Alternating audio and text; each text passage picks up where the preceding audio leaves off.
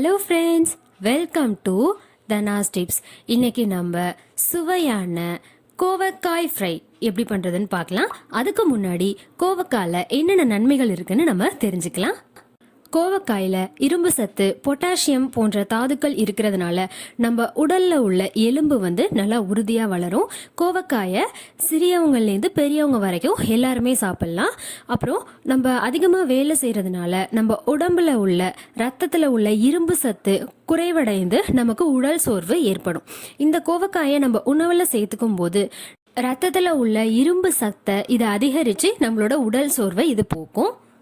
உடலில் சிறுநீரக கற்கள் பிரச்சனை இருக்கிறவங்க கோவக்காயை அடிக்கடி உணவில் சேர்த்துக்கும் போது அந்த உடலில் உள்ள சிறுநீரக கற்கள் கரைந்து உடலை விட்டு வெளியேறும். அது மட்டும் இல்லைங்க, நம்ம உடம்புல செரிமான பிரச்சனை உள்ளவங்க, உடல் எடை அதிகமாக இருக்குன்னு கவலைப்படுறவங்க, சர்க்கரை வியாதி உள்ளவங்க, வளர்சிதை மாற்றம் கொண்டவர்கள், அப்புறம் இதயம் சம்மந்தமான பிரச்சனைகள் உள்ளவங்க, கல்லீரல் சம்மந்தமான பிரச்சனை உள்ளவங்க எல்லாருமே இந்த கோவக்காயை உணவில் சேர்த்துக்கும் போது நம்மளால் பயன் பெற முடியும். கோவக்காய் ஃப்ரை செய்கிறதுக்கு தேவையான பொருட்கள் என்னென்னு பார்த்தலாம். கோவக்காய் 9, மிளகாய்த்தூள் 1 ஸ்பூன், கடுகு அரை ஸ்பூன், உப்பு தேவையான அளவு, உளுத்தம்பருப்பு 1 ஸ்பூன், கறிவேப்பிலை சிறிதளவு, பெருங்காயம் சிறிதளவு, எண்ணெய்.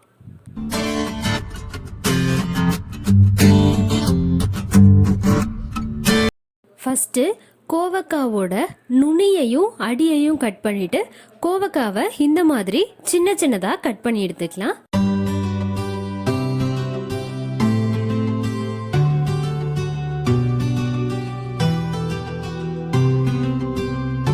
கட் பண்ணி முடிச்சாச்சு. இப்போ கடாயில் 1 ஸ்பூன் எண்ணெய் விட்டுக்கலாம். எண்ணெய் நல்லா காஞ்சதுக்கு அப்புறம் கடுகு சேர்த்து தாளிச்சு எடுத்துக்கலாம்.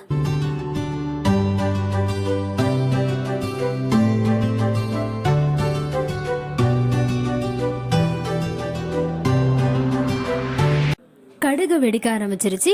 இப்போ இதில் உளுத்தம்பருப்பை சேர்த்துட்டு வறுத்தெடுத்துக்கலாம்.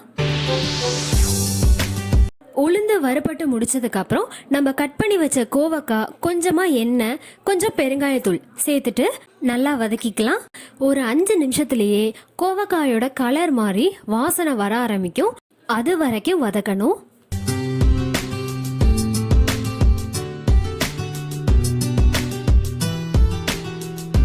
கோவக்காய் வதங்கிட்டு இருக்கும் போதே அதில் உப்பு சேர்த்து வதக்கிக்கலாம்.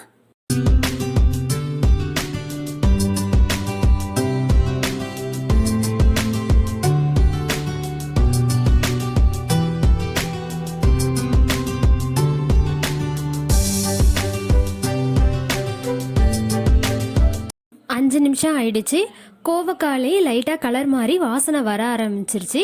இப்போ இதில் கொஞ்சமாக தண்ணி தெளித்து நல்லா கிண்டி விட்டுட்டு ஒரு பிளேட் வச்சு மூடி வச்சு ஒரு 5 நிமிஷத்துக்கு வேக வச்சு எடுத்துக்கலாம்.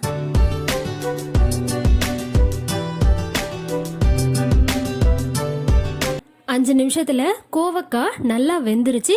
இப்போ இதில் நமக்கு எந்த அளவுக்கு காரமாக வேணும்னு நினைக்கிறோமோ அந்த அளவுக்கு இதில் மிளகாத்தூளை ஆட் பண்ணி மிக்ஸ் பண்ணி விட்டுக்கலாம். இதில் வாசனைக்காக கொஞ்சம் கறிவேப்பிலை ஆட் பண்ணி மிக்ஸ் பண்ணி விட்டுக்கலாம். கோவக்காய் ஃப்ரை தயாராகிடுச்சு. இப்போ அதை ஒரு பவுலுக்கு மாற்றிக்கலாம். அவ்வளோதான், சுவையான கோவக்காய் ஃப்ரை தயாராகிடுச்சு. ட்ரை பண்ணுங்கள். ட்ரை பண்ணிவிட்டு எப்படி இருக்குன்னு கமெண்ட் பண்ணுங்கள். சேனலுக்கு சப்ஸ்கிரைப் பண்ணுங்கள். பக்கத்தில் இருக்கிற பெல் ஐக்கானை கிளிக் பண்ணிக்கோங்க. தேங்க்யூ.